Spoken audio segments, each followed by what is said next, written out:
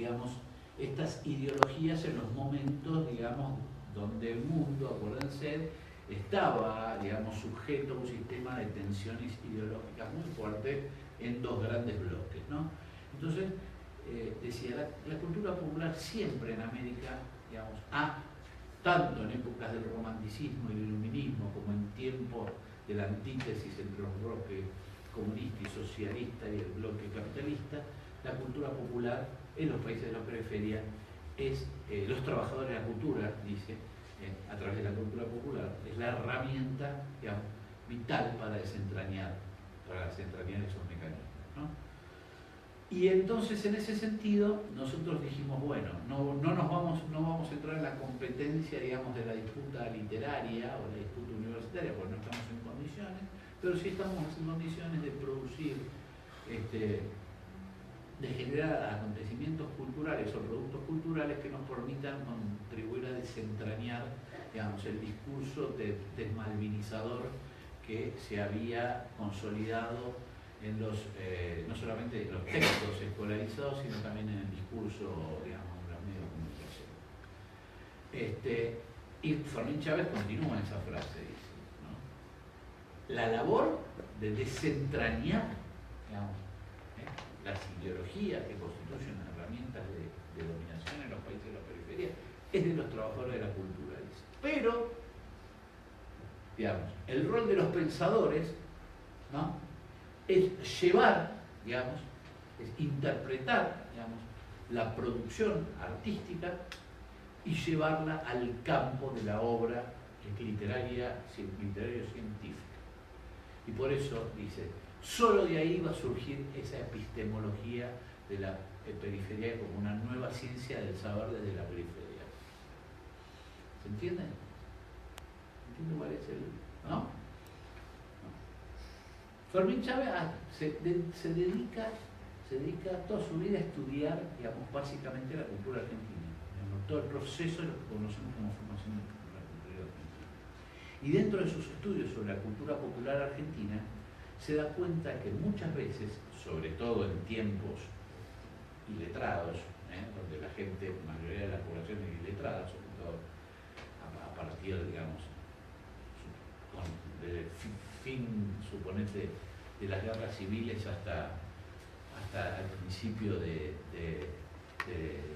digamos, las primeras décadas del siglo XX, él encuentra que en toda la producción popular, sobre todo en la poesía gauchesca o en la gauchipolítica, aparece fuerte la discusión política, aparecen, digamos, no había, como hoy entendemos, la discusión política basada en textos, en textualidad, en textos de tipo científico para científicos, sino se daba a través de los contrapuntos, las discusiones políticas, por ejemplo. Había mucho contenido de oralidad, pero también a través de la pintura, a través de la música, etc. Digamos, él decía que en los países de periferia la cultura, digamos, es el único espacio de libertad a partir del cual puede producirse o puede desentrañarse la forma de penetración que ejercen los países sobre las semicolonias. ¿Hasta ahí se entendió? Ahora dice, eso es la tarea de desentrañar, digamos, es labor de los trabajadores de la cultura. Pero luego, a esto hay que completarlo, es una tarea inconclusa. Es decir, después viene una segunda etapa que es la interpretación de lo que los trabajadores digamos, de las conclusiones a las que arriban los trabajadores de la cultura a través de sus obras y llevarla, digamos, a una literatura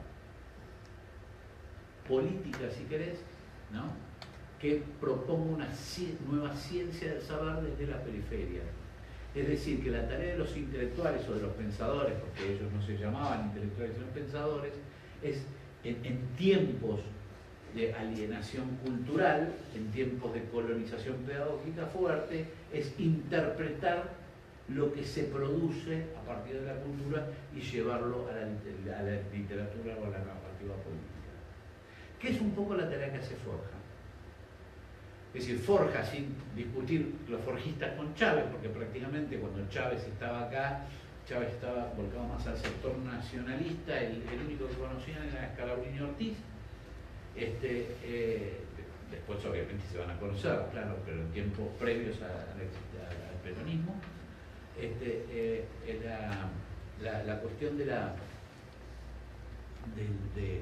laburo de Forja, el gran éxito de Forja son los 13 cuadernos de Forja. ¿Y qué son los 13 cuadernos de Forja? De alguna manera, los 13 cuadernos de Forja son la formalización a través de textos de literatura y de investigaciones, digamos, de lo que los artistas denunciaban, digamos, a través de otras formas que no eran necesariamente literarias. Por ejemplo, acordate que en esa época, por ejemplo, empiezan a pintarse gauchos. Entonces el objetivo de pintar un gaucho era de rescatar una figura relegada, digamos, que habla de una figura, digamos, que habla de una derrota, pero también te habla de un sujeto político que está, pero que ha intentado ser eliminado. Por ejemplo, toda la literatura del grupo Boedo, toda la literatura social, es decir, empieza a cobrar subjetividad, digamos, el hombre común, el hombre del pueblo. Es decir, lo que quiere decir Fermín es que en momentos de profunda colonización cultural hay que mirar la cultura, y sobre todo la cultura popular juvenil, que son los que se anticipan a través de la cultura a lo que van a ser años después. Porque también te está hablando de que las generaciones suelen anticipar a través de su poesía, su música, su pintura, lo que van a hacer cuando les toque protagonizar. Es decir, que había que mirar muy fuertemente eso. Y nosotros tuvimos una experiencia maravillosa que nos costó inclusive inicialmente la incredulidad de mucha gente y después el reconocimiento. Nosotros anticipamos hace 15 años que iba a haber o 20 un resurgimiento de la militancia juvenil, pero sobre todo a partir de un estudio que hicimos guiado por Fermín de las obras que estaban realizando los jóvenes, chicos de 18 y 19 años, que después protagonizaron ya a los 30, 30 y pico, digamos, lo que se conoció como el kirchnerismo. O sea que nosotros pudimos, digamos, parte de esa tesis comprobarla, aunque no la pudimos formalizar de alguna manera. Entonces, Fermín decía que, digamos, que la cultura popular, a más de esclarecedora, es una cultura que digamos, que es una herramienta de resistencia, ¿no? Sobre todo en tiempos de coloniaje, digamos. Entonces, dentro de los mecanismos de resistencia contra el coloniaje, lo ubica la cultura popular, y en especial a los trabajadores de las culturas, a las modalidades epistemológicas surgidas de la interpretación de esa cultura popular, ¿no? Como fue el pensamiento nacional, ¿no? Que fue a la vez, digamos, una corriente resistente en términos de denuncia antiimperialista, pero propositiva en términos de el país imaginado. O sea, los forjistas denuncian la historia de los ferrocarriles ingleses, o denuncian las estafas de la CADE, o denuncian, pero por otro lado, digamos, se están preparando para gestionar la recuperación de todas, digamos, esas herramientas vitales para la construcción del país. Y de hecho, los forjistas van a constituir, digamos, el 50% o ahí del gabinete de mercantes. Es decir, que todo lo que imaginaron, digamos, después lo pudieron llevar a la práctica. Entonces, la cultura popular es un elemento de resistencia. ¿Contra qué estábamos resistiendo nosotros? Contra la malvinización. Entonces la idea era generar, ¿ya?, productos culturales, digamos, con artistas populares, digamos, mostraran su propia misión o su propia mirada de la cuestión Malvinas. Obviamente las modalidades epistemológicas alternativas, como el pensamiento nacional, convocar a pensadores nacionales, los que estábamos ahí en esa época circulando, que no somos tantos como en la época del CENI, del pensamiento nacional, y ahí que escribieran sobre la cuestión Malvinas, y a que desarrollaran también su mirada respecto a la cuestión no solamente de la posguerra, sino de la historia de las relaciones asimétricas bilaterales con Inglaterra. Pero también dice la cuestión Malvinas es resistencia en tanto es causa unitiva o causa nacional. Tiene un altísimo valor identitario. La mayoría de la gente piensa que las Malvinas son argentinas. Y eso se expresa muchas veces en hechos con la cancha, que no saltes un inglés, etcétera, etcétera, etcétera. Posiblemente no se expresen por ahí a veces en comentarios, y bueno, pero son más poderosos que nosotros, etcétera, etcétera. Pero hay un sentimiento generalizado en el país que expresa la existencia de una causa unitiva. Y esto ya lo vio Hernández en 1880 y pico, en la famosa Carta de la Sarre, ¿no? Donde advierte, digamos, que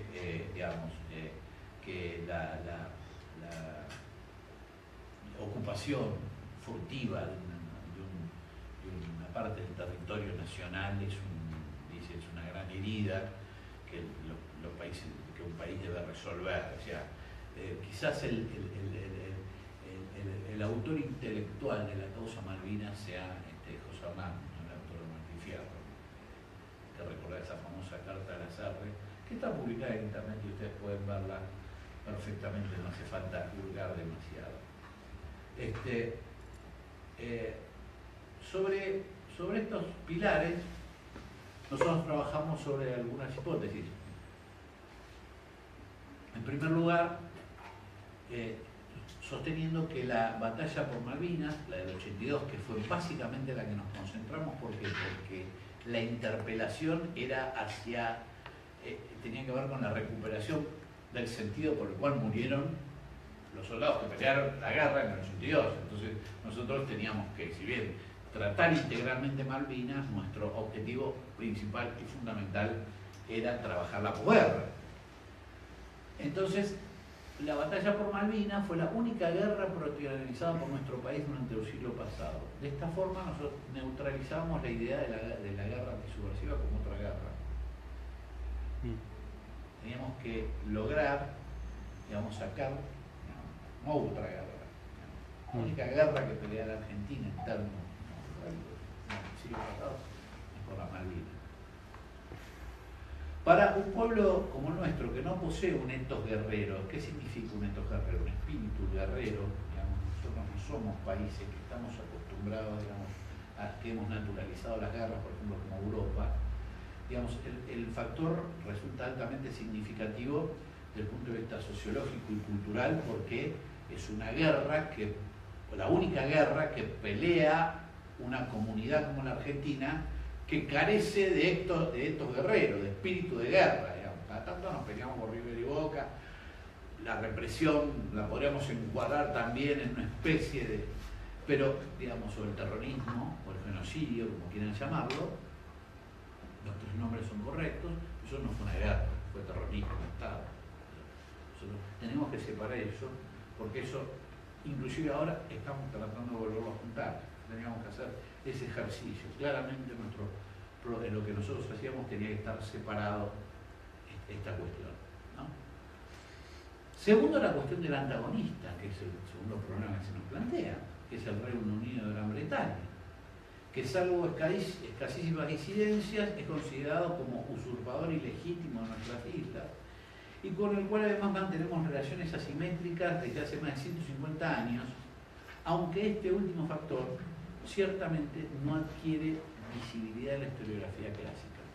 Es decir, el segundo objetivo es mostrar la historia de las relaciones bilaterales entre Argentina e Inglaterra, porque si no, la guerra del 82 parecía un hecho absolutamente aislado. Refuerza la idea de un Galtieri loco que se cree que es un conquistador y que se manda a conquistar la Malvinas como si hubiera querido, mandado a invadir Paraguay o Chile o Burundi, Namibia o España.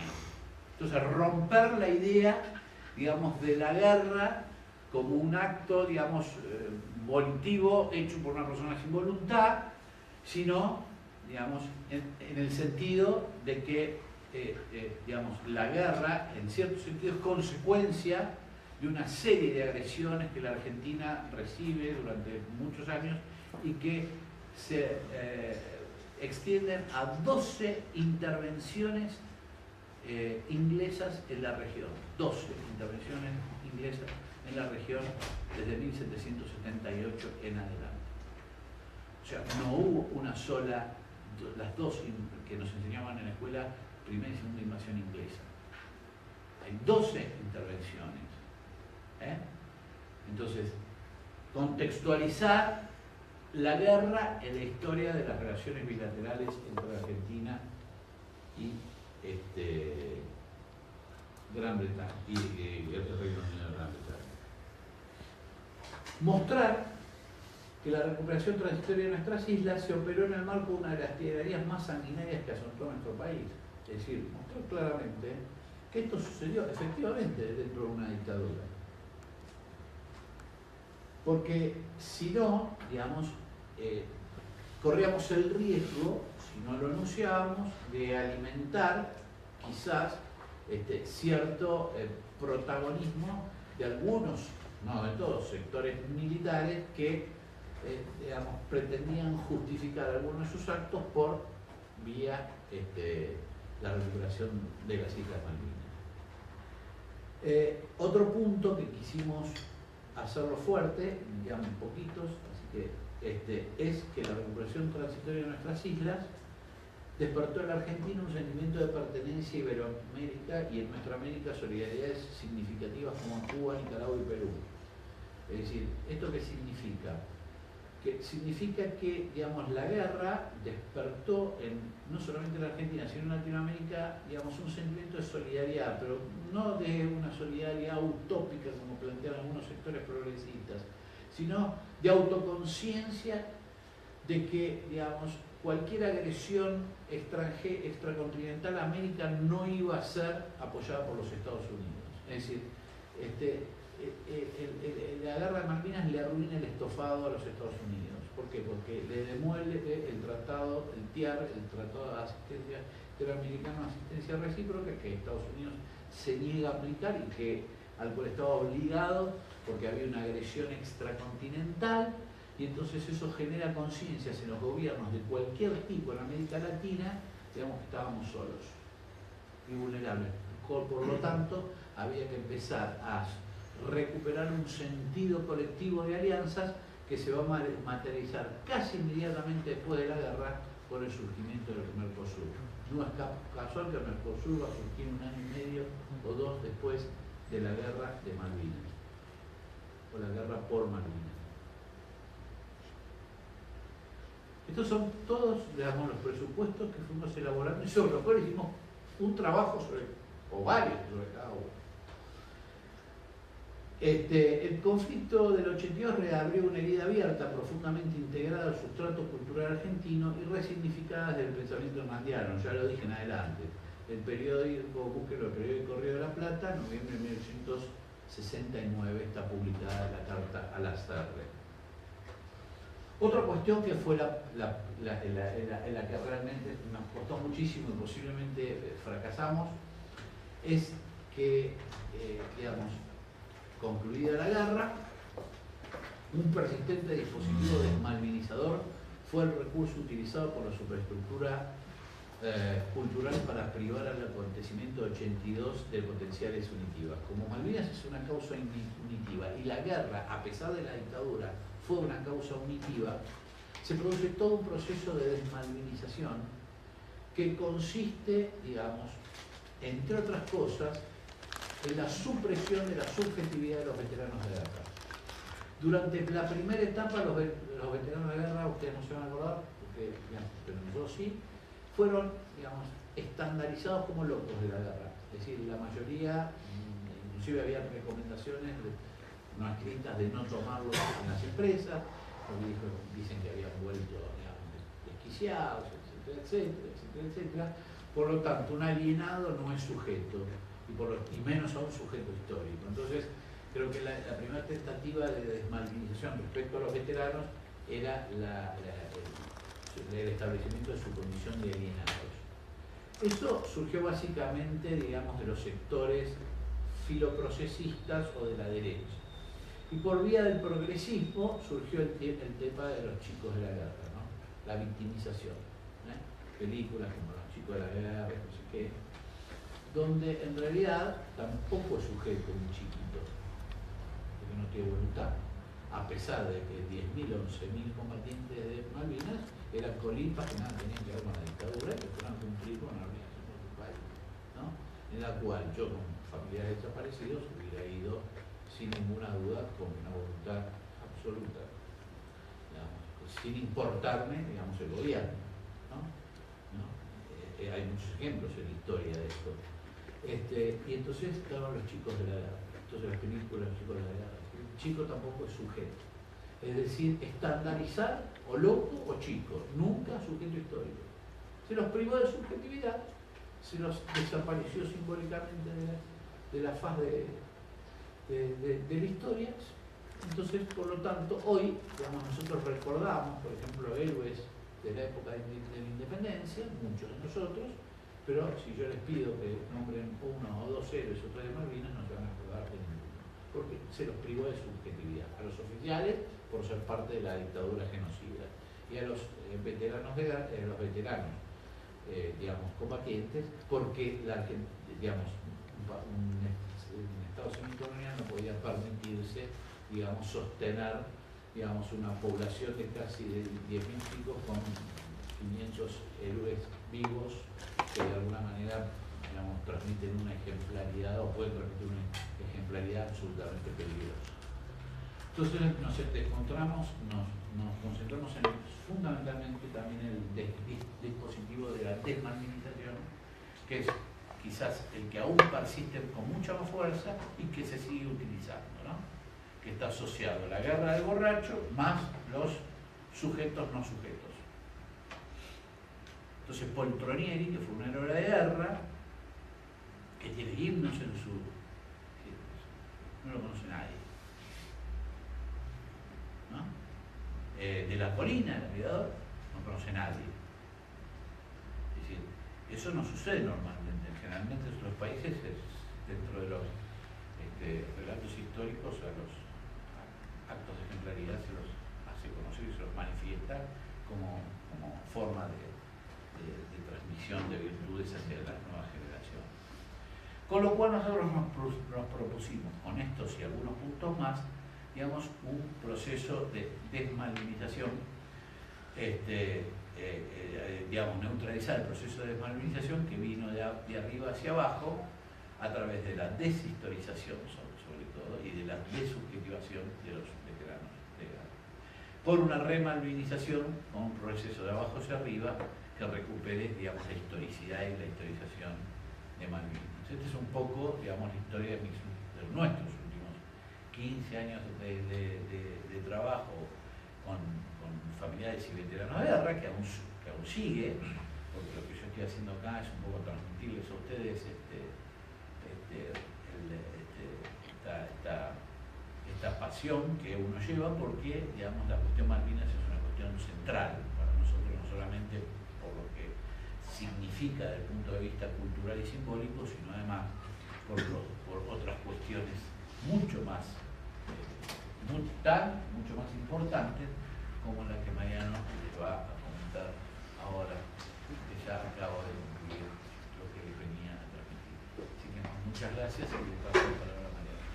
Bueno, no sé si querés hacer preguntas.